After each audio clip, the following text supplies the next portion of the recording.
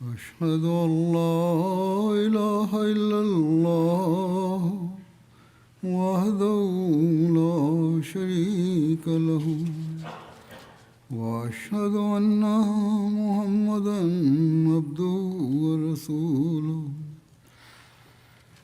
أما بعد فأعوذ بالله من الشيطان الرجيم بسم الله الرحمن الرحيم الحمد لله رب العالمين الرحمن الرحيم مالك يوم الدين إياك نعبد وإياك نستعين اهدنا الصراط المستقيم صراط الذين أنعمت عليهم غير المغضوب عليهم ولا الضالين.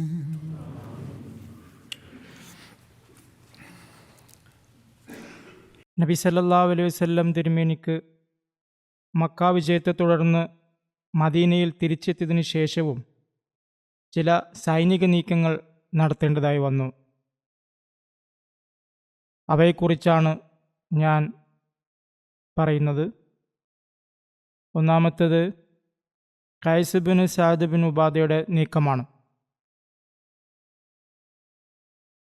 ഹിജ്റ 8-ാം വർഷത്തിൽ സദാ ഗോത്രത്തിற்கு നടന്ന ദൗത്യമാണത്.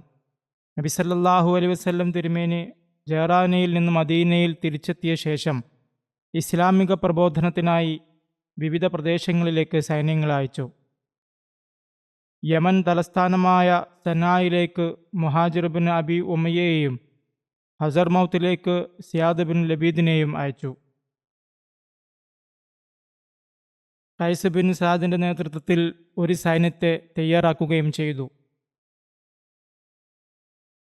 നബി സല്ലല്ലാഹു അലൈഹി വസല്ലം 400 പേരുമായി ഖൈസ് ബിൻ സഅദിനെ യമനിലെ സദാ ഗോത്രത്തിലേക്ക് ഇസ്ലാമിൻ്റെ സന്ദേശം നൽകാനായി അയച്ചു. സദാ ഗോത്രവുമായി യുദ്ധം ചെയ്യാൻ നബി സല്ലല്ലാഹു അലൈഹി വസല്ലം കൽപ്പിച്ചുവെന്ന് മറ്റൊരു അഭിപ്രായമുണ്ട്. ഈ രണ്ടാമത്തെ വിവരമാണ് ശരിയെങ്കിൽ, ആദ്യത്തെ നിവേദനമാണ് ശരിയായി തോന്നുന്നത്, ആ ഗോത്രത്തിൽ നിന്ന് മുസ്ലിങ്ങൾക്ക് ഉപദ്രവം ഉണ്ടാകാൻ പോകുന്നുവെന്ന വിവരം തിരുമേനി അറിഞ്ഞിരിക്കണം. അതിനാലാണ് ഇത്തരം ഒരു നടപടി അവിടുന്ന് കൈക്കൊണ്ടത്. നബി സല്ലല്ലാഹു അലൈഹി വസല്ലം ഈ ദൗത്യത്തിനായി ഒരു വെളുത്ത പതാകയും ഒരു കറുത്ത കൊടിയും ഖൈസ് ബിൻ സഅദിന് നൽകി. അവർ കന താഴ്വരയുടെ ഒരു ഭാഗത്ത് താവളമടിച്ചു. കന മദീനയുടെയും ഉഹദിൻ്റെയും ഇടയിലുള്ള 3 താഴ്വരകളിൽ പ്രസിദ്ധമായ ഒരു താഴ്വരയാണ്. ഹസ്രത്ത് ഖൈസ് ഹസ്രജ് ഗോത്രത്തലവനായ ഹസ്രത്ത് സഅദ് ബിൻ ഉബാദയുടെ മകനും പ്രമുഖ സ്വഹാബിമാരിൽ ഒരാളുമായിരുന്നു. മക്ക വിജയ സമയത്ത് നബി സല്ലല്ലാഹു അലൈഹി വസല്ലം സഅദ് ബിൻ ഉബാദയിൽ നിന്ന് പതാക തിരികെ വാങ്ങിയപ്പോൾ അദ്ദേഹത്തിൻ്റെ ഈ മകനാണ് അത് നൽകിയത്. അദ്ദേഹം ദീർഘവീക്ഷണമുള്ളവനും ധീരനായ കുതിരപ്പടയാളിയുമായിരുന്നു. പരോപകാരത്തിലും അദ്ദേഹം പ്രസിദ്ധനായിരുന്നു. ഹസ്രത്ത് ഖൈസ് കനായിൽ തമ്പടിച്ചിരിക്കുമ്പോൾ സദാ ഗോത്രത്തിലെ സിയാദ് ബിൻ ഹാരിസ് അതുവഴി കടന്നുപോയി. അദ്ദേഹം കുറച്ചു മുമ്പ് ഇസ്ലാം സ്വീകരിച്ചിരുന്നു. തൻ്റെ ഗോത്രത്തെ ആക്രമിക്കാൻ വേണ്ടിയാണ് ഈ സൈന്യം പോകുന്നതെന്ന് മനസ്സിലാക്കിയപ്പോൾ അദ്ദേഹം ആശ്ചര്യപ്പെടാതിരുന്നത് എന്തുകൊണ്ടായിരിക്കാം? ഈ ഗോത്രം മുസ്ലിങ്ങളെ ഉപദ്രവിക്കാൻ ആഗ്രഹിക്കുന്നുണ്ടെന്നും അതിനുള്ള മറുപടിയാണിതെന്നും അദ്ദേഹത്തിന് തീർച്ചയായും അറിയാമായിരുന്നു. ഏതായാലും തൻ്റെ ഗോത്രം ആക്രമിക്കപ്പെടാൻ പോവുകയാണെന്നറിഞ്ഞ അദ്ദേഹം അവിടുന്ന് നേരെ നബി സല്ലല്ലാഹു അലൈഹി വസല്ലമയുടെ സമക്ഷം ഹാജരായിക്കൊണ്ട് അഭ്യർത്ഥിച്ചു, അങ്ങ് അയച്ച സൈന്യത്തെ തിരികെ വിളിച്ചാലും എൻ്റെ സമുദായത്തിൻ്റെ കാര്യത്തിൽ ഞാൻ അങ്ങേക്ക് ഉറപ്പു തരാം. അവർ ഇസ്ലാം സ്വീകരിക്കുന്നതാണെന്ന് ഞാൻ വാക്കു തരുന്നു. അതായത് അവർ മുസ്ലിങ്ങൾ ആക്രമിക്കുകയില്ലെന്നും അവർക്ക് കോട്ടമൊന്നും വരുത്തുകയില്ലെന്നുമാണ് ഒന്നാമത്തെ ഉറപ്പ്. രണ്ടാമത്തെ ഉറപ്പാകട്ടെ അവർ ക്രമേണ ഇസ്ലാം സ്വീകരിച്ചു കൊള്ളാം എന്നതായിരുന്നു. നബി സല്ലല്ലാഹു അലൈഹി വസല്ലം അദ്ദേഹത്തിൻ്റെ അപേക്ഷ സ്വീകരിച്ച് സൈന്യത്തെ തിരികെ വിളിച്ചു. നബി സല്ലല്ലാഹു അലൈഹി വസല്ലം സൈന്യത്തെ അയച്ചത് പ്രദേശങ്ങൾ വെട്ടിപ്പിടിക്കാനോ ജനങ്ങളെ കീഴ്പ്പെടുത്താനോ ഉദ്ദേശിച്ചായിരുന്നില്ല എന്ന് ഇതിൽ നിന്ന് മനസ്സിലാക്കാം. മറിച്ച് ഇസ്ലാമിൻ്റെ സന്ദേശം എത്തിക്കാനായിരുന്നു അയച്ചത്. മുസ്ലിങ്ങളുടെ സംരക്ഷണമായിരുന്നു ഉദ്ദേശം. സിയാദ് ബിൻ ഹാരിസ് താൻ ചെയ്ത വാഗ്ദാനം ചെയ്തു കാണിച്ചു. ആ ഗോത്രത്തിലെ ആളുകൾ ക്രമേണ ഇസ്ലാം സ്വീകരിച്ചു കൊണ്ടിരുന്നു. നിർബന്ധിച്ച് മതം മാറ്റാനാണ് ഉദ്ദേശിച്ചിരുന്നത് എങ്കിൽ ക്രമേണ മനസ്സിലാക്കി ഇസ്ലാം സ്വീകരിക്കാൻ അനുവാദം നൽകുമായിരുന്നില്ല. ഒന്നിൽ ഇസ്ലാം സ്വീകരിക്കുക അല്ലെങ്കിൽ വാളെടുത്തുകൊള്ളുക എന്ന് തീർത്തും പറയുമായിരുന്നു. ഏതായാലും അതിനുശേഷം അദ്ദേഹം ക്രമേണ തബ്ലീഗ് ചെയ്തപ്പോൾ അവർ ഇസ്ലാം സ്വീകരിച്ചു. എന്നാൽ ആക്രമിച്ച് ബലാത്കാരേണ മുസ്ലിമാക്കുക എന്നത് ഇസ്ലാമിക അധ്യാപനങ്ങൾക്കെതിരാണ്.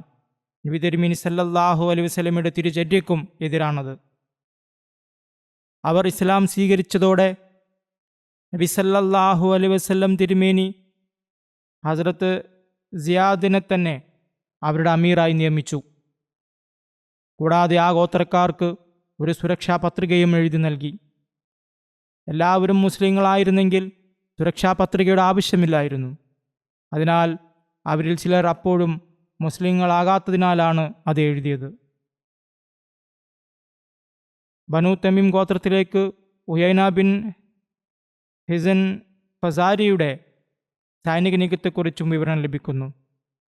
ഹിജറ 9-ാം വർഷം മുഹറം മാസത്തിൽ ബനു തമീം ഗോത്രത്തിനെതിരെ ഹസ്രത്ത് ഉയൈന ബിൻ ഹിസൻ്റെ നേതൃത്വത്തിൽ ഈ ദൗത്യം നടന്നു. ഇതിൻ്റെ പശ്ചാത്തലം ഇതാണ്. നബി സല്ലല്ലാഹു അലൈഹി വസല്ലം അത് ബിശ്ർ ബിൻ സുഫിയാനെ ഖുസാ ഗോത്രത്തിലെ ബനു കാബ് ശാഖയിലേക്ക് സകാത്ത് ശേഖരിക്കാനായി അയച്ചു. ഇവർ സുഖ്യാനും ബനു തമീമിൻ്റെ പ്രദേശത്തിനും ഇടയിലാണ് താമസിച്ചിരുന്നത്. ഹസ്രത്ത് ബിശ്ർ ബിൻ സുഫിയാൻ്റെ നിർദ്ദേശപ്രകാരം ബനു ഖുസായക്കാരുടെ സക്കാത്ത് എല്ലാ ഭാഗത്തു നിന്നും ശേഖരിക്കാൻ തുടങ്ങി. അപ്പോൾ മുസ്ലിങ്ങളല്ലാത്ത ബനു തമീം ഗോത്രക്കാർക്ക് ഈ ധനം കൂടുതലായി തോന്നി. അയാൾ എന്തിനാണ് ഞങ്ങളുടെ ധനം അന്യായമായി എടുക്കുന്നത് എന്ന് ചോദിച്ചുകൊണ്ട് അവർ വാളുകളെടുത്തു. ഖുസാ ഗോത്രക്കാർ പറഞ്ഞു, ഞങ്ങൾ ഇസ്ലാം സ്വീകരിച്ചു കഴിഞ്ഞതാണ്. ഇത് ഞങ്ങളുടെ മതത്തിൻ്റെ കൽപ്പനയാണ്. ഞങ്ങൾ നൽകുന്നതിൽ നിങ്ങൾക്ക് എന്താണ് പ്രശ്നം? എന്നാൽ ഈ ബിശ്ർ ബിൻ സുഫിയാന് ഒരു ഒട്ടകത്തിൻ്റെ അടുത്ത് പോലും എത്താൻ കഴിയില്ല എന്ന് ബനു തമീം ഗോത്രക്കാർ പറഞ്ഞു. ഈ തർക്കവും കലഹവും കണ്ടപ്പോൾ ബിശ്ർ ബിൻ സുഫിയാൻ സക്കാത്തൊന്നും ശേഖരിക്കാതെ മടങ്ങിപ്പോയി. ഇത് ഖുസാ ഗോത്രക്കാർക്ക് വലിയ വിഷമമുണ്ടാക്കി. അവർ ബനു തമീമിനെ ആക്രമിക്കുകയും അവരെ അവിടുന്ന് പുറത്താക്കുകയും ചെയ്തു. എന്നിട്ട് പറഞ്ഞു, നിങ്ങൾ ഞങ്ങളുടെ ബന്ധുക്കളായിരുന്നില്ലെങ്കിൽ നിങ്ങൾക്ക് സ്വന്തം നഗരങ്ങളിലെത്താൻ കഴിയുമായിരുന്നില്ല. ഇപ്പോൾ നിങ്ങൾ സക്കാത്ത് തടഞ്ഞതിനാൽ നബി സല്ലല്ലാഹു അലൈഹി വസല്ലം തിരുമേനിയുടെ ഭാഗത്തുനിന്ന് ഞങ്ങൾക്കൊരു പരീക്ഷണം നേരിടേണ്ടി വരും. നിങ്ങൾ നബി സല്ലല്ലാഹു അലൈഹി വസല്ലമയുടെ പ്രതിനിധിയെ അവഗണിക്കുകയും നമ്മുടെ സമ്പത്തിൻ്റെ സക്കാത്ത് വാങ്ങുന്നത് തടയുകയും ചെയ്തിരിക്കുന്നു എന്നും ഖുസാ ഗോത്രക്കാർ പറഞ്ഞു. മറുഭാഗത്ത് ഹസ്രത്ത് ബിശ്ർ ബിൻ സുഫിയാൻ നബി സല്ലല്ലാഹു അലൈഹി വസല്ലം തിരുമേനിയുടെ അടുത്ത് വന്ന് കാര്യങ്ങൾ അറിയിച്ചു. നബി സല്ലല്ലാഹു അലൈഹി വസല്ലം ചോദിച്ചു, ഈ ഗോത്രത്തെ ആര് ഒരു പാഠം പഠിപ്പിക്കും? ആദ്യം തന്നെ ഹസ്രത്ത് ഉയൈന ബിൻ ഹിസൻ ലബ്ബൈക്ക് പറഞ്ഞു. നബി സല്ലല്ലാഹു അലൈഹി വസല്ലം 50 കുതിരപ്പടയാളികളോടൊപ്പം ഹസ്രത്ത് ഉയൈന ബിൻ ഹിസനെ ബനു തമീമിൻ്റെ അടുത്തേക്ക് അയച്ചു. ഈ സംഘത്തിൽ മുഹാജിറുകളോ അൻസാറുകളോ ആരും ഉൾപ്പെട്ടിരുന്നില്ല. ഉയൈന തൻ്റെ കൂട്ടരുമായി രാത്രി യാത്ര ചെയ്യുകയും രാവിലെ മറിഞ്ഞിരിക്കുകയും ചെയ്തു. അങ്ങനെ അവർ ബനു തമീം തമ്പടിക്കുകയും കന്നുകാലികളെ മേയ്ക്കുകയും ചെയ്യുന്ന മരുഭൂമിയിലെത്തി. ഈ സൈന്യത്തെ കണ്ടപ്പോൾ ബനു തമീം എല്ലാം ഉപേക്ഷിച്ച് ഓടിപ്പോയി. അവരുടെ 11 പുരുഷന്മാരെയും 11 സ്ത്രീകളെയും 30 കുട്ടികളെയും ബന്ദികളാക്കി മദീനയിലേക്ക് കൊണ്ടുവന്നു. നബി സല്ലല്ലാഹു അലൈഹി വസല്ലമയുടെ കൽപ്പന പ്രകാരം ഇവരെ ഹസ്രത്ത് റംലാം ബിൻത്ത് ഹാരിസിൻ്റെ വീട്ടിൽ താമസിപ്പിച്ചു. പിന്നീട് ബനു തമീമിലെ 80-90 പ്രമുഖർ അടങ്ങുന്ന ഒരു പ്രതിനിധി സംഘം നബി സല്ലല്ലാഹു അലൈഹി വസല്ലമയുടെ അടുക്കൽ വന്നു. ആ സംഘത്തിൽ ഗോത്രത്തിലെ പ്രഗത്ഭരായ കവികളും പ്രഭാഷകരും ഉണ്ടായിരുന്നു. സുഹർ നമസ്കാരത്തിനായി നബി സല്ലല്ലാഹു അലൈഹി വസല്ലമയെ കാത്തിരിക്കുമ്പോൾ അവർ പള്ളിയിലെത്തി.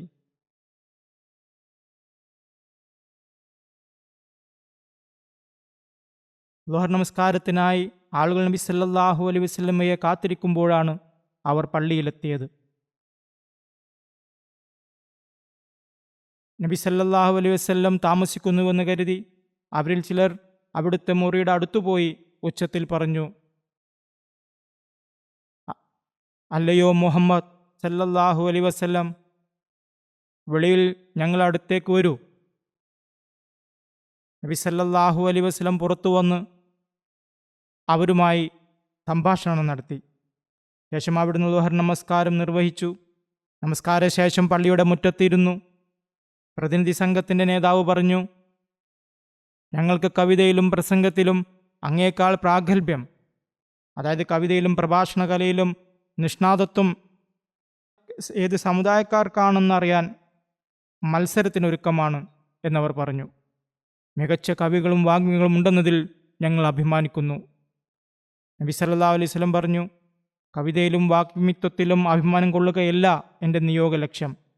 കവിതയും പ്രഭാഷണവും വാഗ്വൈഭവവും അഭിമാനപൂർവ്വം അവതരിപ്പിക്കാനല്ല ഞാൻ വന്നത്. അള്ളാഹുവിലേക്ക് ക്ഷണിക്കുക എന്നതാണ് എൻ്റെ ലക്ഷ്യം. എങ്കിലും നിങ്ങൾ അതിനാണ് വന്നതെങ്കിൽ നിങ്ങൾ നിങ്ങളുടെ കഴിവുകൾ പ്രകടിപ്പിച്ചുകൊള്ളൂ. നിങ്ങൾ ആഗ്രഹിക്കുന്നുവെങ്കിൽ ഞങ്ങൾ അതിന് മറുപടി നൽകാം. പ്രതിനിധി സംഘം അവരുടെ പ്രഭാഷകനായ അതാരിദ് ബിൻ ഹാജിബിനെ മുന്നോട്ട് നിർത്തി. അദ്ദേഹം പ്രസംഗിച്ചു. നബി സല്ലല്ലാഹു അലൈഹി വസല്ലം അതിന് മറുപടി പറയാൻ ഹദ്റത്ത് സാബിത്ത് ബിൻ ഖൈസ് ബിൻ ഷമ്മാസിനോട് പറഞ്ഞു. അദ്ദേഹം മികച്ച നിലയിൽ പ്രസംഗം നടത്തുകയുണ്ടായി. അത് ശത്രുവിൻ്റെ പ്രസംഗത്തെ കവച്ചുവെച്ചു. ആ സമയത്ത് ഹദ്റത്ത് ഹസാൻ ബിൻ സാബിത്ത് സദസ്സിലുണ്ടായിരുന്നില്ല. നബി സല്ലല്ലാഹു അലൈഹി വസല്ലം തിരുമേനി അദ്ദേഹത്തെ വിളിപ്പിച്ചു. അതിനുശേഷം പ്രതിനിധി സംഘത്തിലെ കവിയായ സിബർഖാൻ ബിൻ ബദർ തൻ്റെ കവിതകൾ അവതരിപ്പിച്ചു. അപ്പോൾ നബി സല്ലല്ലാഹു അലൈഹി വസല്ലം ഹസാനോട് ആ കവിതകൾക്ക് മറുപടിയായി തൻ്റെ കവിതകൾ അവതരിപ്പിക്കാൻ പറഞ്ഞു. ഹസ്രത്ത് ഹസാൻ അതിന് ഉടനടി മറുപടി നൽകുകയുണ്ടായി. ഹസ്രത്ത് ഹസാൻ കവിത നിർത്തിയപ്പോൾ പ്രതിനിധി സംഘത്തിലെ അംഗങ്ങൾ പരസ്പരം കൂടിയിരുന്ന് സംസാരിച്ചു. അവരോടൊപ്പം വന്ന അഖ്റ ബിൻ ഹാബിസ് ആത്മാർത്ഥമായ നിലയിൽ ഒരു വിലയിരുത്തൽ നടത്തി. അതായത് അവരുടെ പ്രഭാഷകൻ ഞങ്ങളുടെ പ്രഭാഷകനേക്കാൾ മികച്ചവനാണ്, അവരുടെ കവി ഞങ്ങളുടെ കവിയേക്കാൾ എത്രയോ ഉന്നതനാണ് എന്ന് അദ്ദേഹം പറഞ്ഞു. അവർ നമ്മളെക്കാൾ എത്രയോ മുന്നിലാണ്. തുടർന്ന് എല്ലാം അവസാനിച്ചതിന് ശേഷം എല്ലാവരും ഇസ്ലാം സ്വീകരിച്ചു. ചില നിവേദനങ്ങൾ അനുസരിച്ച് ഹദ്റത്ത് അഖ്റ ബിൻ ഹാബിസ് കുറച്ചു മുമ്പ് ഇസ്ലാം സ്വീകരിച്ചിരുന്നു. അദ്ദേഹം പ്രതിനിധി സംഘത്തോടൊപ്പം വീണ്ടും വന്നതായിരുന്നു. ബനു തമീം ഇസ്ലാം സ്വീകരിച്ച ശേഷം നബി സല്ലല്ലാഹു അലൈഹി വസല്ലം അവരുടെ ബന്ദികളെ തിരികെ നൽകുകയും എല്ലാവർക്കും പാരിതോഷികങ്ങൾ നൽകി ആദരിക്കുകയും ചെയ്തു. ഒരു നിവേദനം അനുസരിച്ച് പ്രതിനിധി സംഘത്തിലെ ഓരോ വ്യക്തിക്കും 500 ദിർഹം വീതം നൽകുകയുണ്ടായി. പ്രതിനിധി സംഘത്തിലുണ്ടായിരുന്ന അതാരിദ് ബിൻ ഹാജിബ് അദ്ദേഹത്തെക്കുറിച്ച് മുമ്പ് പരാമർശിച്ചിരുന്നു. അദ്ദേഹം ഇസ്ലാം സ്വീകരിച്ച ശേഷം നബി സല്ലല്ലാഹു അലൈഹി വസല്ലമയ്ക്ക് ഒരു പുതപ്പ് സമ്മാനമായി നൽകി. അത് പേർഷ്യൻ രാജാവ് കിസ്ര അദ്ദേഹത്തിന് നൽകിയതായിരുന്നു. ഇത് സ്വർണം കൊണ്ട് അലങ്കരിച്ച വളരെ മികച്ച പട്ടുവസ്ത്രമായിരുന്നു എന്ന് പറയപ്പെടുന്നു. സ്വഹാബികൾ ആ വസ്ത്രത്തിൻ്റെ മൃദുലതയും ഭംഗിയും കണ്ട് അത്ഭുതപ്പെടുകയും കൈകൊണ്ട് തൊട്ട് നോക്കുകയും ചെയ്തു. ഇത് കണ്ടപ്പോൾ നബി സല്ലല്ലാഹു അലൈഹി വസല്ലം തിരുമേനി പറഞ്ഞു, നിങ്ങൾ ഈ പുതപ്പിൽ ഇത്രയധികം അത്ഭുതപ്പെടുകയാണോ? സ്വർഗത്തിൽ സഅദിൻ്റെ പുതപ്പുകൾ ഇതിനേക്കാൾ വളരെ മൃദുവായിരിക്കും, വളരെ മികച്ചതുമായിരിക്കും. ഹസ്രത്ത് മിർസ ബഷീർ അഹമ്മദ് സാഹിബ് ഈ സംഭവത്തെക്കുറിച്ച് ഒരു പൊതുവായ അഭിപ്രായം നൽകുന്നുണ്ട്. അദ്ദേഹം പറഞ്ഞു, കുറച്ചു കാലം കഴിഞ്ഞപ്പോൾ നബി തിരുമേനി സല്ലല്ലാഹു അലൈഹി വസല്ലമയ്ക്ക് ഒരിടത്തു നിന്ന് കുറച്ച് പട്ടുവസ്ത്രങ്ങൾ സമ്മാനമായി വന്നു. ചില സഹാബികൾ അവയുടെ മൃദുത്വവും മിനുസവും കണ്ട് അത്ഭുതത്തോടെ സംസാരിക്കുകയും അതിനെ ഒരു അസാധാരണ വസ്തുവായി കാണുകയും ചെയ്തു.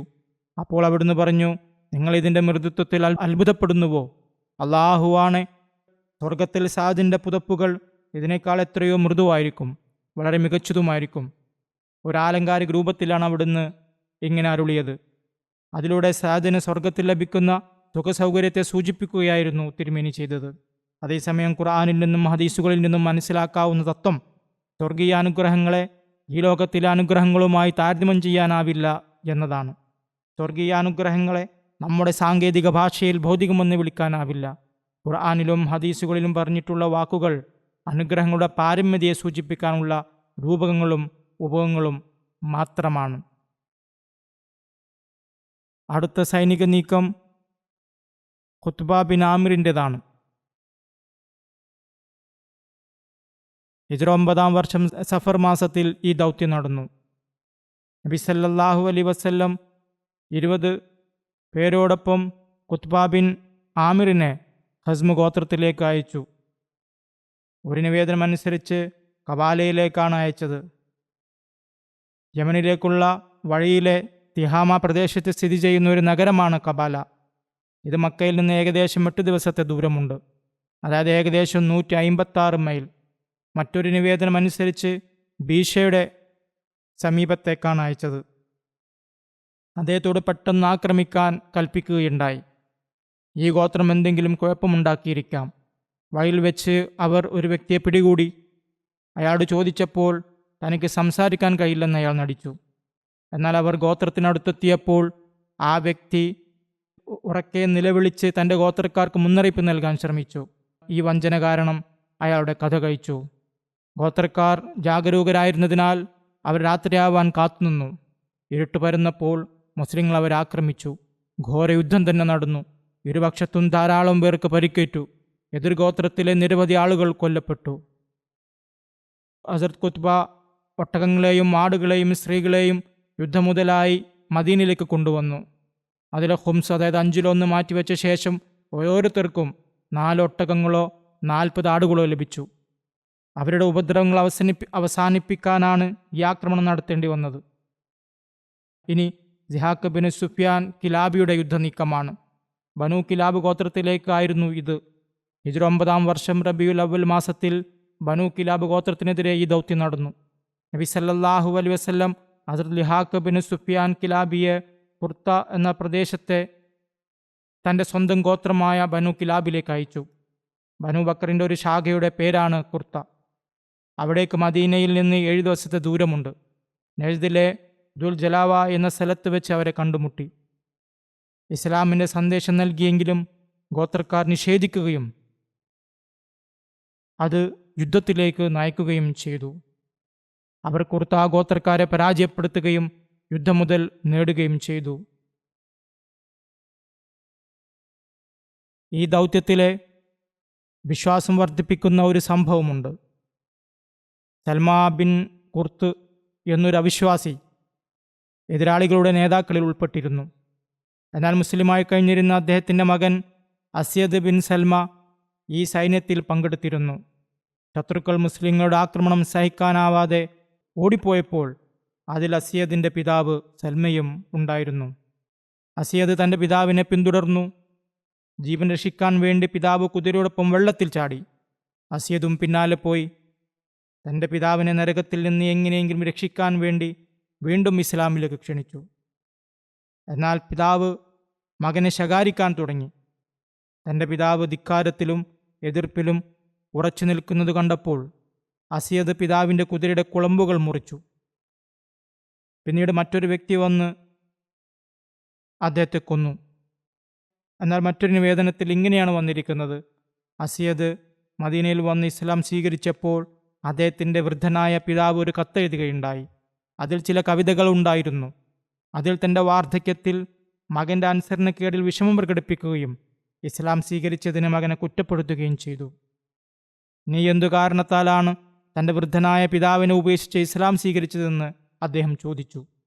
പിതാവിൽ നിന്നുള്ള കത്ത് കണ്ട അസ്യദ് അതുമായി നബി സല്ലല്ലാഹു അലൈഹി വസല്ലമയുടെ സമക്ഷം വന്ന് കാര്യങ്ങളെല്ലാം അറിയിച്ചു. പിതാവിന് മറുപടി എഴുതാൻ അദ്ദേഹം അനുമതി ചോദിച്ചു. നബി സല്ലല്ലാഹു അലൈഹി വസല്ലം തിരുമേനിയുടെ നിർദ്ദേശപ്രകാരം അദ്ദേഹം തൻ്റെ പിതാവിന് ഒരു തബ്ലീഗ് കത്തെഴുതി. അത് വായിച്ച ശേഷം അദ്ദേഹത്തിൻ്റെ പിതാവും ഇസ്ലാം സ്വീകരിച്ചു. ഈ നിവേദനവും വന്നിട്ടുണ്ട്.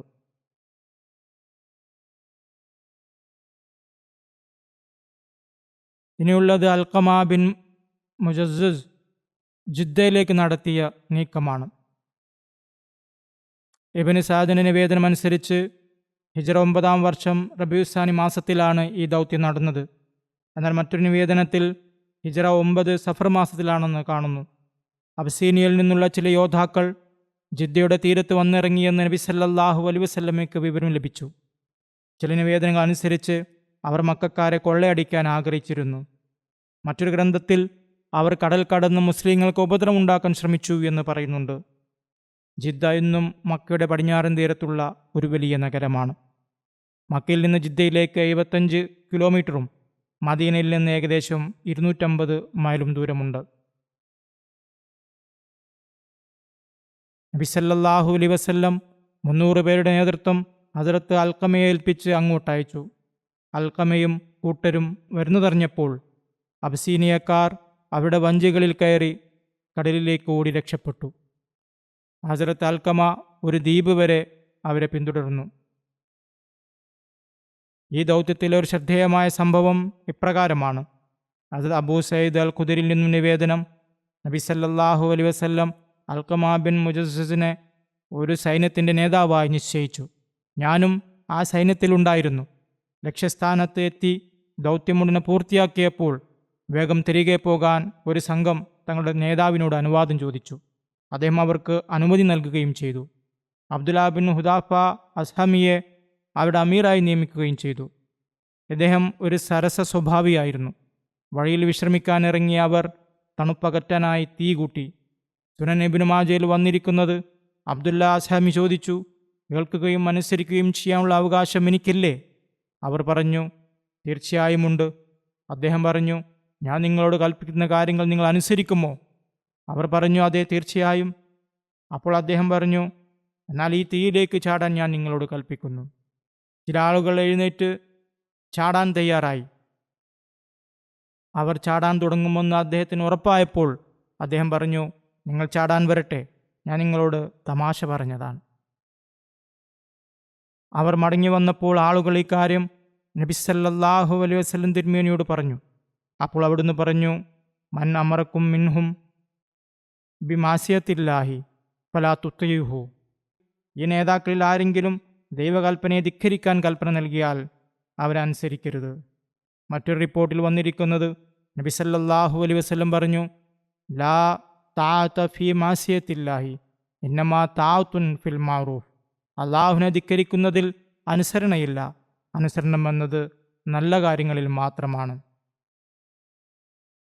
വേറൊരു നിവേദനത്തിൽ എഴുതിയിരിക്കുന്നു, ഈ സംഭവം നബി സല്ലല്ലാഹു അലൈഹി വസല്ലം തിരുമേനിയുടെ സമക്ഷം അവതരിപ്പിച്ചപ്പോൾ അവിടുന്ന് കഠിനമായി നീരസം പ്രകടിപ്പിച്ചുകൊണ്ട് പറഞ്ഞു, ലൗ ദഖലൂഹ മാ ഖറജു മിൻഹ ഇലാ യൗമൽ ഖിയാമത്തി അത്താഅതു ഫിൽ മഅറൂഫി. അവർ അതിൽ പ്രവേശിച്ചിരുന്നെങ്കിൽ അവർക്ക് അന്ത്യനാൾ വരെ അതിൽ നിന്ന് പുറത്തു വരാൻ കഴിയുമായിരുന്നില്ല. കാരണം അനുസരണം എന്നത് നല്ല കാര്യങ്ങളിൽ മാത്രമാണ്. ഹസ്രത്ത് മുസ്ലിം മൗദ് തആലാൻഹു ഈ സംഭവം വിവരിച്ചുകൊണ്ട് പറയുന്നു, ശരീഅത്തിന് വിരുദ്ധമായ കാര്യങ്ങളിൽ അനുസരണം പാടില്ല. നബി സല്ലല്ലാഹു അലൈഹി വസല്ലം ഒരിക്കൽ ഒരു സഹാബിയെ ഒരു ചെറിയ സൈന്യത്തിൻ്റെ നേതാവാക്കി അയച്ചു. വഴിയിൽ അദ്ദേഹം എന്തോ പറഞ്ഞു. ചില സഹാബികൾ അത് അനുസരിച്ചില്ല. അപ്പോൾ അദ്ദേഹം കോപിച്ചുകൊണ്ട് പറഞ്ഞു, നബി സല്ലല്ലാഹു അലൈഹി വസല്ലം എന്നെയാണ് നിങ്ങളുടെ അമീറാക്കിയത്. അവിടുന്ന് പറഞ്ഞിട്ടുണ്ട്, എൻ്റെ അമീറിനെ അനുസരിക്കുന്നവനെന്നെ അനുസരിച്ചു, എൻ്റെ അമീറിനെ ധിക്കരിക്കുന്നവനെന്നെ ധിക്കരിച്ചു. ഞാൻ നബി സല്ലല്ലാഹു അലൈഹി വസല്ലമയുടെ പ്രതിനിധിയായിരിക്കെ നിങ്ങൾ എന്നെ എന്തിനാണ് ധിക്കരിച്ചത്? അപ്പോൾ സഹാബികൾ പറഞ്ഞു, ഞങ്ങൾ നിങ്ങളെ അനുസരിക്കും. അദ്ദേഹം പറഞ്ഞു, ശരി, അനുസരിക്കുന്നുണ്ടോ എന്ന് ഞാൻ നോക്കട്ടെ. അദ്ദേഹം തീ കൂട്ടാൻ കൽപ്പിച്ചു. തീ കത്തിത്തുടങ്ങിയപ്പോൾ സഹാബികളോട് അതിലേക്ക് ചാടാൻ പറഞ്ഞു. ചിലർ തയ്യാറായെങ്കിലും മറ്റുള്ളവരെ അവരെ തടഞ്ഞുകൊണ്ട് പറഞ്ഞു, അനുസരണം ശരീഅത്ത് സംബന്ധമായ കാര്യങ്ങളിലാണ്, അവർക്ക് ശരീഅത്തിനെ കുറിച്ച് അറിവില്ല. ഇങ്ങനെ തീയിൽ ചാടി ജീവൻ കളയുന്നത് അനുവദനീയമല്ല. ആത്മഹത്യ ചെയ്യരുത് എന്ന് അള്ളാഹുവിൻ്റെ കൽപ്പനയുണ്ട്. ഈ വിഷയം നബി സല്ലല്ലാഹു അലൈഹി വസല്ലം മുന്നിൽ അവതരിപ്പിച്ചപ്പോൾ തീയിൽ ചാടുന്നത് അനുവദനീയമല്ല എന്ന് പറഞ്ഞവരെ അവിടുന്ന് പിന്തുണക്കുകയുണ്ടായി. ഇനി ഹസ്രത്ത് അലിയുടെ സൈനിക നീക്കമാണ്. ഫുൽസ് ബനു തൈയിലേക്ക് നടത്തിയ നീക്കമാണത്. ഹിജ്റ 9-ാം വർഷം റബീഉസ്സാനി മാസത്തിലാണ് ഈ ദൗത്യം നടന്നത്. നജ്ദ് പ്രദേശത്തെ ഒരു വിഗ്രഹമായിരുന്നു ഫുൽസ്. തോയ് ഗോത്രം അതിനെ ആരാധിച്ചിരുന്നു. അവർ അതിന് നേർച്ചകളും വഴിപാടുകളും നൽകുന്നതോടൊപ്പം ആയുധങ്ങളും നേർച്ചയായി അർപ്പിച്ചിരുന്നു. നബി സല്ലല്ലാഹു അലൈഹി വസല്ലം 150 അൻസാറുകളോടൊപ്പം അതിൽ 100 ഒട്ടകങ്ങളും 50 കുതിരകളും ഉണ്ടായിരുന്നു. ഹസ്രത്ത് അലിയെ തൈ ഗോത്രത്തിൻ്റെ വിഗ്രഹമായ ഫുൽസിനെ തകർക്കാൻ അയച്ചു. ഈ സൈന്യത്തിൻ്റെ പ്രത്യേകത ഹസ്രത്ത് അലിയെ ഒഴികെ ബാക്കി എല്ലാവരും അൻസാറുകളായിരുന്നു എന്നതാണ്. മുഹാജിരിങ്ങൾ ആരും ഉണ്ടായിരുന്നില്ല. ത്വയ് അറബി ഗോത്രത്തിലെ പ്രശസ്തമായ ഒന്നാണ്. ത്വയ് അറബി ഗോത്രങ്ങളിലെ പ്രശസ്തമായ ഒന്നാണ്. അവർ സിറിയക്കടുത്ത് താമസിച്ചിരുന്നു. നബി സല്ലല്ലാഹു അലൈഹി വസല്ലം ഈ ദൗത്യത്തിനായി ഹസ്രത്ത് അലിക്ക് ഒരു കറുത്ത വലിയ പതാകയും വെളുത്ത ചെറിയ കൊടിയും നൽകുകയുണ്ടായി. ഹസ്രത്ത് അലി അതിരാവിലെ ആക്രമണം നടത്തി അവരുടെ വിഗ്രഹമായ ഫുൽസിനെ തകർത്തു. നിരവധി പേരെ ബന്ദികളാക്കുകയും കന്നുകാലികളെ പിടിച്ചെടുക്കുകയും ചെയ്തു. പ്രശസ്ത ദാനധർമ്മിഷ്ഠനായ ഹാത്തിം തായുടെ ഗോത്രമായിരുന്നു ഇത്. ബന്ദികളിൽ ഹാത്തിം തായുടെ മകൾ സഫാനയും ഉൾപ്പെട്ടിരുന്നു. ഹാത്തിം തായുടെ മകനും ഗോത്രത്തലവനുമായ അദീ സിറിയയിലേക്ക് ഓടി രക്ഷപ്പെട്ടു. ബന്ദികളുടെ മേൽ അബൂ ഖത്താദിയെയും കന്നുകാലികളുടെ മേൽ അബ്ദുല്ലാ ബിൻ അത്തീഖിനെയും ചുമതലപ്പെടുത്തി. നബി സല്ലല്ലാഹു അലൈഹി വസല്ലമയ്ക്ക് വേണ്ടിയുള്ള ഖുംസ്, അതായത് 1/5 മാറ്റിവെച്ച ശേഷം ബാക്കി യുദ്ധം മുതൽ വിതരണം ചെയ്തു. എന്നാൽ ഹാത്തിമിൻ്റെ മകൾ സഫാനയെ വിതരണം ചെയ്യാതെ ബന്ദിയാക്കി മദീനയിലേക്ക് കൊണ്ടുവന്നു. ഹാത്തിം തായുടെ മകൾ സഫാനയെ എല്ലാ ബന്ദികളോടൊപ്പം മസ്ജിദ് നബിയുടെ വാതിലിനടുത്തുള്ള ഒരു കൂടാരത്തിൽ താമസിപ്പിച്ചു. സഫാന ധൈര്യശാലിയും വിവേകമതിയുമായിരുന്നു. നബി സല്ലല്ലാഹു അലൈഹി വസല്ലം അവളുടെ കൂടാരത്തിനടുത്തുകൂടി കടന്നുപോയപ്പോൾ അവൾ എഴുന്നേറ്റ് ബഹുമാനം പ്രകടിപ്പിച്ചു കൊണ്ട് പറഞ്ഞു, യാ റസൂലല്ലാഹ്, എൻ്റെ പിതാവ് മരണപ്പെട്ടിരിക്കുന്നു. എൻ്റെ രക്ഷിതാവായ സഹോദരൻ ഓടിപ്പോയിരിക്കുന്നു. അങ്ങ് എന്നോട് ദയ കാണിച്ചാലും അള്ളാഹു അങ്ങയോടും ദയ കാണിക്കുന്നതായിരിക്കും.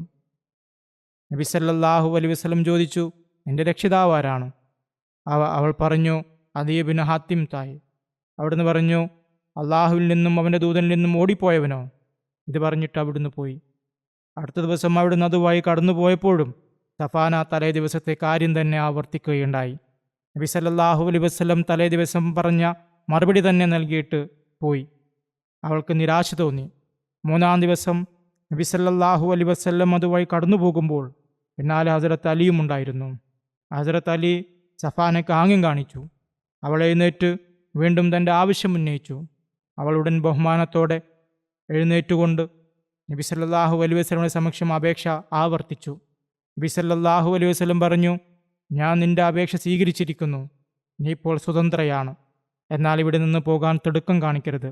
വിശ്വസ്തനായ ഒരാൾ കിട്ടുമ്പോൾ നിന്നെൻ്റെ സഹോദരൻ്റെ അടുത്തേക്ക് സിറിയയിലേക്ക് അയക്കുന്നതായിരിക്കും. മറ്റൊരു നിവേദനത്തിൽ വന്നിരിക്കുന്നത് ഇപ്രകാരമാണ്. അവൾ നബി സല്ലല്ലാഹു അലൈഹി വസല്ലമയോട് ഔദാര്യം കാണിക്കാൻ, അതായത് വിട്ടയക്കാൻ വേണ്ടി അപേക്ഷിച്ചു. അപ്പോൾ അവിടുന്ന് അവളോട് ഔദാര്യം കാണിച്ചുകൊണ്ട് വിട്ടയച്ചു. ഇതിൻ്റെ ഫലമായി അവൾ മുസ്ലിം ആവുകയുണ്ടായി. സ്വാതന്ത്ര്യം ലഭിച്ച ഉടൻ തന്നെ അവൾ ഇസ്ലാം സ്വീകരിച്ചെന്നും ഒരു നിവേദനത്തിൽ പറയുന്നുണ്ട്. കുറച്ച് ദിവസങ്ങൾക്ക് ശേഷം സിറിയയിലേക്ക് പോകാൻ ഉദ്ദേശിച്ച ബനു ഖുദാ ഗോത്രക്കാർ മദീനയിലെത്തി. സഫാന ഇതറിഞ്ഞ് നബി സല്ലല്ലാഹു അലൈഹി വസല്ലമയുടെ സമക്ഷം വന്നുകൊണ്ട് തനിക്ക് അവർ വിശ്വാസമാണെന്നും അവർക്കൊപ്പം സിറിയയിലേക്ക് പോകാൻ അനുവദിക്കണമെന്നും അപേക്ഷിച്ചു. നബി സല്ലല്ലാഹു അലൈഹി വസല്ലം അതിന് അനുമതി നൽകുകയും അവൾക്ക് വസ്ത്രങ്ങളും വാഹനങ്ങളും യാത്രാമധ്യേയുള്ള ഭക്ഷണവും നൽകുകയും ചെയ്തു. അങ്ങനെ അവർ അവിടുന്ന് യാത്ര ചെയ്ത് സഹോദരൻ്റെ അടുക്കൽ സിറിയയിൽ എത്തിച്ചേരുകയുണ്ടായി. സിറിയയിലെത്തിയ അവൾ തൻ്റെ സഹോദരൻ അദീനെ കണ്ടപ്പോൾ അവർ അദ്ദേഹത്തെ കുറ്റപ്പെടുത്തിക്കൊണ്ട് പറഞ്ഞു, നിന്റെ ഭാര്യയെയും മക്കളെയും കൂട്ടി ഓടിപ്പോയിട്ട് നിന്റെ സഹോദരിയെയും അഭിമാനത്തെയും അവിടെ ഉപേക്ഷിച്ചു പോന്നുവല്ലേ? ഇത് കേട്ട് സഹോദരൻ ഖേദം പ്രകടിപ്പിക്കുകയും ലജ്ജിക്കുകയും ചെയ്തു.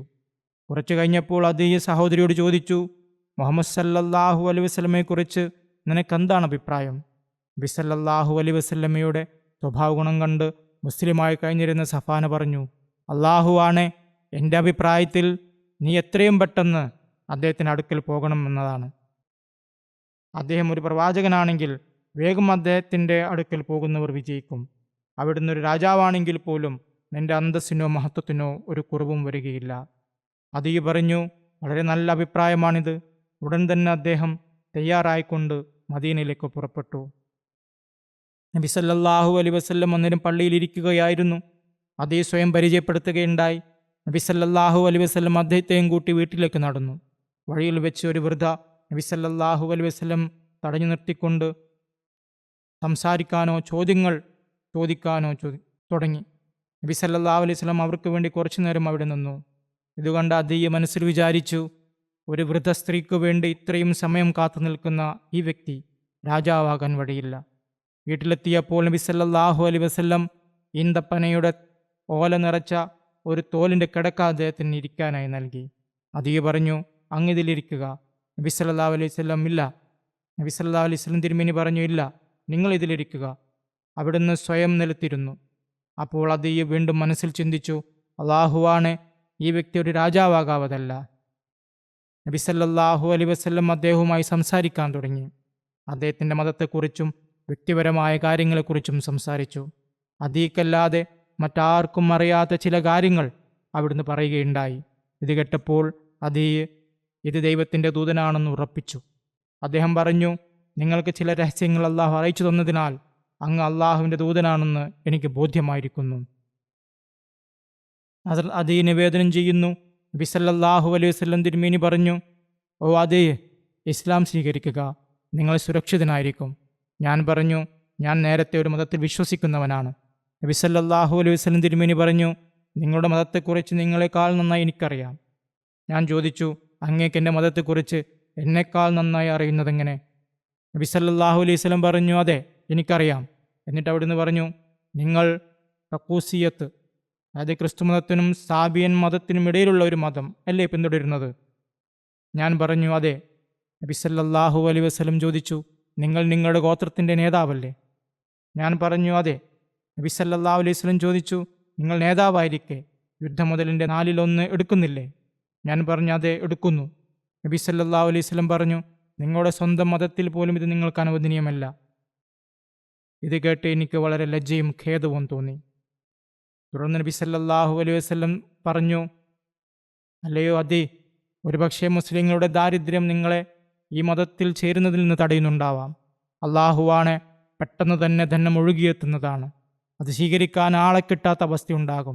ഒരുപക്ഷെ അവരുടെ ശത്രുക്കളുടെ ആധിക്യം നിങ്ങളെ മതത്തിൽ പ്രവേശിക്കുന്നതിൽ നിന്ന് തടയുന്നുണ്ടാകാം. അള്ളാഹുവാണ്. ഹീറയിൽ നിന്നൊരു സ്ത്രീ ഒറ്റയ്ക്ക് തൻ്റെ ഒട്ടകപ്പുറത്ത് പുറപ്പെട്ട് കാബ സന്ദർശിക്കുന്നത് നിങ്ങൾ കേൾക്കും. അവൾക്കൊരു ഭയവും ഉണ്ടാവുകയില്ല. ഒരുപക്ഷെ ഈ മതത്തിൽ ചേരുന്നതിൽ നിന്ന് ഭരണാധികാരവും അധികാരവും അന്യരുടെ കയ്യിലാണെന്ന ചിന്ത നിങ്ങളെ തടയുന്നുണ്ടാകാം. അള്ളാഹുവാണ്. നിങ്ങൾ പെട്ടെന്ന് തന്നെ ബാബിലോൺ പ്രദേശത്തെ വെള്ളക്കൊട്ടാരങ്ങൾ അവർക്കായി തുറക്കപ്പെട്ടതിനെക്കുറിച്ചും കിസ്രയുടെ നിധികൾ തുറക്കപ്പെട്ടതിനെക്കുറിച്ചും കേൾക്കുന്നതായിരിക്കും.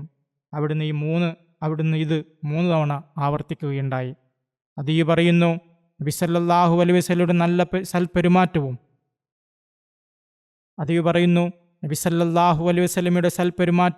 ഈ കാര്യങ്ങളുമെല്ലാം കണ്ടപ്പോൾ ഞാൻ മുസ്ലിമായി തീർന്നു. അദീ തന്നെ ഇസ്ലാം സ്വീകരിച്ച സംഭവം വിവരിക്കുന്നുണ്ട്. അദ്ദേഹം പറയുമായിരുന്നു, താൻ ഹീറയിൽ നിന്ന് യാത്ര ചെയ്ത സ്ത്രീയെ കണ്ടിട്ടുണ്ട്. അവർ ഒറ്റയ്ക്കാണ് കഅബയുടെ തവാഫിന് വന്നത്. കൂടെ രക്തബന്ധമുള്ള ആരും ഉണ്ടായിരുന്നില്ല. കിസ്രയുടെ വിജയസൈന്യത്തിൽ ഞാനും ഉൾപ്പെട്ടിരുന്നു.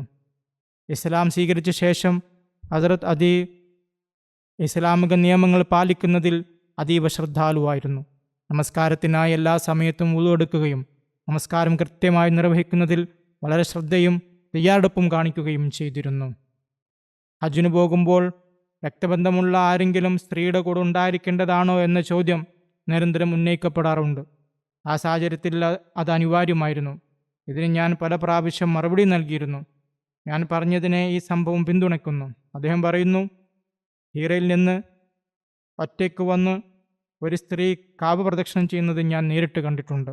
അവരുടെ കൂടെ ആരും ഉണ്ടായിരുന്നില്ല. അടുത്ത ബന്ധു ഉണ്ടായിരിക്കണമെന്ന നിബന്ധനയും ഇല്ലായിരുന്നു. ഹസ്രത്ത് അലിയുടെ ദൗത്യത്തിന് ശേഷം അല്പം കഴിഞ്ഞ് തോയ ഗോത്രത്തിൻ്റെ പ്രതിനിധി സംഘം നബി സല്ലല്ലാഹു അലൈഹി വസല്ലം അടുത്ത് വന്ന് ഇസ്ലാം സ്വീകരിച്ചു. ഇനി ഉക്കാഷ ബിൻ മെഹ്സന്റെ സൈനിക നീക്കത്തെക്കുറിച്ച് പറയാം. അത് ജനാബിൻ്റെ ഭാഗത്തേക്കായിരുന്നു. ഹിജ്റ 9-ാം വർഷം റബീഉസ്സാനി മാസത്തിലാണ് ഈ ദൗത്യം നടന്നത്. അത് ഉക്കാഷയുടെ ഈ ദൗത്യം മദീനയുടെ വടക്കു ഭാഗത്തുള്ള ഉസറയുടെയും ബല്ലിയുടെയും ഗോത്രങ്ങൾക്കിടയിൽ ജനാബിൻ്റെ പരിസരത്ത് വെച്ചാണ് നടന്നത്. ചില നിവേദനങ്ങളിൽ ഈ പ്രദേശത്തിൻ്റെ പേര് ജിബാബും എന്നും രേഖപ്പെടുത്തിയിട്ടുണ്ട്.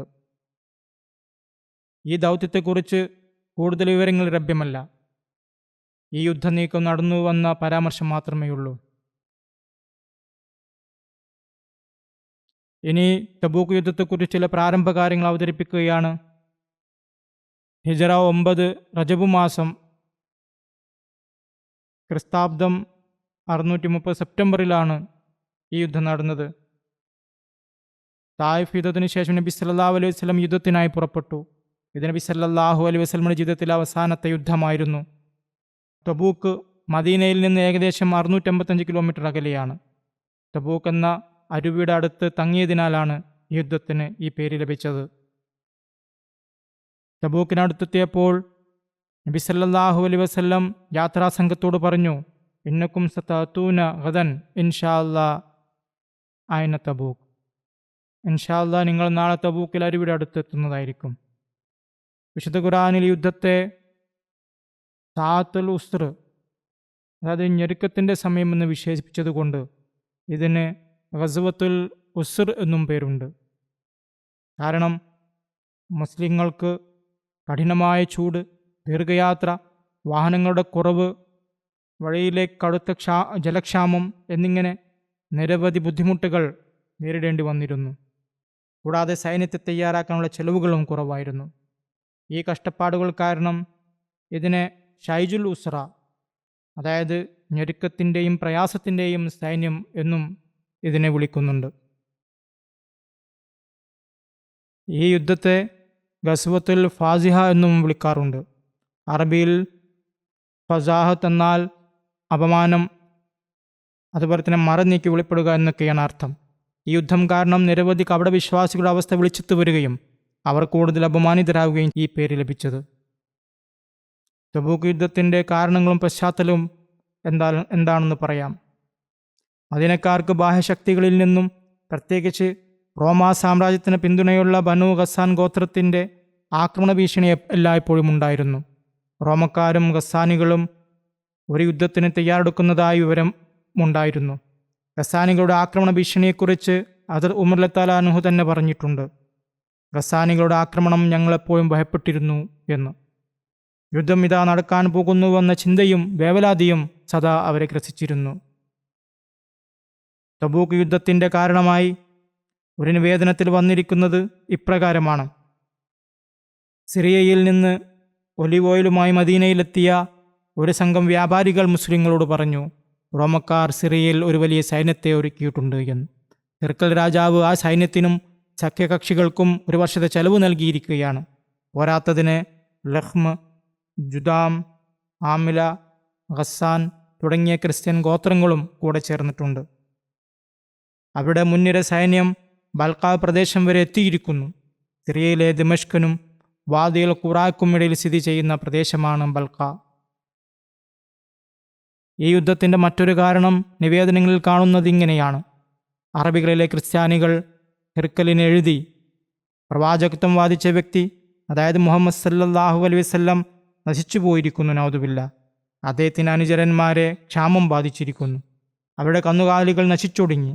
അതിനാൽ ഇപ്പോൾ അവരെ ആക്രമിക്കാനും ക്രിസ്തുമതത്തെ വിജയിപ്പിക്കാനും പറ്റിയ സമയമാണ്. അതനുസരിച്ച് ഹിർക്കൽ 40,000 സൈനികരുമായി ഒരു ജനറലിനെ അയച്ചു. ഹുബ അല്ലെങ്കിൽ സിനാദ് എന്നായിരുന്നു സൈനിക മേധാവിയുടെ പേര്. ഈ വിവരം ലഭിച്ചപ്പോൾ നബി സല്ലല്ലാഹു അലൈഹി വസല്ലം സൈന്യത്തെ ഒരുക്കാൻ കൽപ്പിച്ചു. അടിസ്ഥാന കാരണമായി മനസ്സിലാക്കുന്നത് ഇതാണ്: മക്ക വിജയത്തിനും ഹുനൈൻ യുദ്ധത്തിൽ ഏറ്റവും ശക്തരായ ബനു ഹവാസിനെ കനത്ത തോൽവിക്ക് വിധേയമാക്കിയതിനും ശേഷം അറേബ്യയ്ക്ക് ചുറ്റുമുള്ള ഗോത്രങ്ങളിൽ മുസ്ലിങ്ങൾക്ക് ആധിപത്യം ലഭിച്ചു. ഇത് കണ്ടപ്പോൾ ജൂതന്മാരും ക്രിസ്ത്യാനികളും കപടവിശ്വാസികളും വീണ്ടും ഒന്നിക്കുകയുണ്ടായി. തങ്ങളുടെ എല്ലാ ശ്രമങ്ങളും പരാജയപ്പെട്ടപ്പോൾ അവർ അക്കാലത്തെ ലോകശക്തിയായ റോമൻ ചക്രവർത്തിയോട് സഹായം തേടാൻ തീരുമാനിച്ചു. ഇതിനായി അവർ വളരെ വലിയ പദ്ധതി ആവിഷ്കരിച്ചു. ഒരു ഭാഗത്ത് അവർ ചക്രവർത്തിയുമായി ബന്ധപ്പെട്ട് മുസ്ലിങ്ങളെ ഉന്മൂലനം ചെയ്യാൻ സൈന്യത്തെ അയക്കാൻ പ്രേരിപ്പിച്ചു. മറുവശത്ത് കപടവിശ്വാസികൾ മദീനയിൽ കിസ്ര സൈന്യത്തെ അയക്കുന്നുവെന്ന കിംവദന്തികൾ നേരത്തെ തന്നെ പറഞ്ഞു പരത്താൻ തുടങ്ങി. അത് നബി സല്ലല്ലാഹു അലൈഹി വസല്ലം ഉൾപ്പെടെ എല്ലാ മുസ്ലിങ്ങളെയും നശിപ്പിക്കുമെന്ന് അവർ പറഞ്ഞു പരത്തി. ഇങ്ങനെ കപടവിശ്വാസികളും എതിരാളികളും ആഗ്രഹിച്ചത് നബി സല്ലല്ലാഹു അലൈഹി വസല്ലം സൈന്യത്തെ നേരിടാൻ മദീനയിൽ നിന്ന് സിറിയയിലേക്ക് പുറപ്പെട്ടേക്കുമെന്നാണ്. രണ്ടായാലും യാത്രാക്ലേശം കൊണ്ടോ റോമക്കാരുമായുള്ള ഏറ്റുമുട്ടൽ കൊണ്ടോ നബി സല്ലല്ലാഹു അലൈഹി വസല്ലമയുടെയും മുസ്ലിങ്ങളുടെയും നാശം നൗദുബില്ല ഉറപ്പാണെന്ന് അവർ കരുതുകയുണ്ടായി. എന്തായാലും ഇത് അവരുടെ ആഗ്രഹമായിരുന്നു. ഇതിൻ്റെ കൂടുതൽ വിവരങ്ങൾ ഇൻഷാ അല്ലാഹ് അടുത്ത ഖുതുബയിൽ പറയുന്നതാണ്. ഇന്ന് റബോയിലെ ഗോൾ ബസാറിലുള്ള മസ്ജിദ് മഹദിയിൽ തീവ്രവാദികൾ ആക്രമണം നടത്തുകയും നമ്മുടെ 5-6 പേർക്ക് പരിക്കേൽക്കുകയും ചെയ്തിരിക്കുന്നു. ഇതിൽ 2 പേർക്ക് ഗുരുതരമായി പരിക്കേറ്റിട്ടുണ്ട്. അവർക്ക് ഓപ്പറേഷനുകൾ നടക്കുന്നുണ്ടായിരുന്നു. അള്ളാഹു അവരുടെ നില മെച്ചപ്പെടുത്തുമാറാകട്ടെ. പരിക്കേറ്റ എല്ലാവർക്കും അള്ളാഹു ആശ്വാസം നൽകുകയും ചെയ്യുമാറാകട്ടെ. ഗുരുതരമായി പരിക്കേറ്റ 2 പേർക്ക് വയറ്റിലാണ് വെടിയേറ്റത്. നമ്മുടെ സുരക്ഷാ ഉദ്യോഗസ്ഥർ ഒരു തീവ്രവാദിയെ കൊലപ്പെടുത്തിയിട്ടുമുണ്ട്. ഒരാൾ ഓടിപ്പോയി. ഇതാണ് ഇതിനകം ലഭിച്ച റിപ്പോർട്ട്. കൂടുതൽ വിവരങ്ങൾ ലഭിക്കാനുണ്ട്. ഈ തീവ്രവാദികളെയും നിയമം ലംഘിക്കുന്നവരെയും ജമാഅത്തിന് ശത്രുക്കളെയും അള്ളാഹു പെട്ടെന്ന് പിടികൂടട്ടെ. പഞ്ചാബ് സർക്കാർ, മുഖ്യമന്ത്രി, മറ്റു ഭരണകൂടങ്ങൾ എന്നിവർ പഞ്ചാബിൽ 100% കുറ്റകൃത്യങ്ങൾ നിയന്ത്രിച്ചെന്നും കുറ്റവാളികളില്ലെന്നും അവകാശപ്പെടുന്നുണ്ട്. എന്നാൽ അഹമ്മദികൾക്കെതിരെ ദിനംപ്രതി നടക്കുന്ന ആക്രമണങ്ങൾ, കൊലപാതകങ്ങൾ, അവരെ ദ്രോഹിക്കുന്നത്, സ്വത്തുക്കൾ അഗ്നിക്കിരയാക്കുന്നതൊക്കെ ഒരുപക്ഷെ അവർ കുറ്റകൃത്യമായി കാണുന്നില്ലായിരിക്കാം. അള്ളാഹു ഈ ഭരണകൂടങ്ങൾക്ക് ബുദ്ധി നൽകുമാറാകട്ടെ. എത്രയും വേഗം അള്ളാഹു ജമാഅത്തിൻ്റെ കാര്യത്തിൽ തൻ്റെ ദൃഷ്ടാന്തങ്ങൾ വെളിപ്പെടുത്തുമാറാകട്ടെ.